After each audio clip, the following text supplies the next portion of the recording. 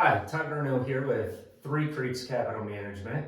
I want to talk to you today about two questions that I always get from STRS and OPERS members, and a third question that no one ever asks me, but I think is the most important.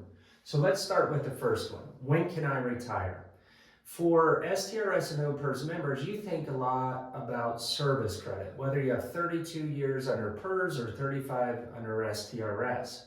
This is a great way to think about it, but what you need to really consider is what your net pay is today and what your net pay will be in retirement. And if they match up, maybe you can retire sooner, or you have to put an extra year or two in. Now let's talk about the second question I always get. When I worked for STRS for 7 years, I was a paying member of OPERS, the plop became an option. If you want to take a plop, what I want you to consider first and foremost is, can you afford to take the plop? And what I mean by that is, take your current pay and then look at your STRS or OPERS minus federal and state tax as well as healthcare. If the two net pays line up, then it's possible that you could consider taking a plop.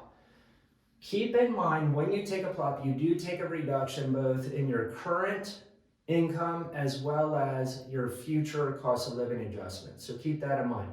The third question that no one ever asks me, but is the most important without a doubt, which plan of payment should you choose? For a lot of people, they think this is pretty easy. I'm married, I should leave my spouse 100%. The problem with this logic is that your spouse or your primary beneficiary may have their own pension, may have their own assets, and you don't need to leave them a full joint survivor annuity. So keep in mind, this question is critical. If you get this wrong, you could end up costing yourself hundreds of thousands of dollars in retirement. If you're unsure of the answers to your questions, you don't feel confident, let us know. We'll be happy to help you answer these questions so you feel confident as you approach retirement.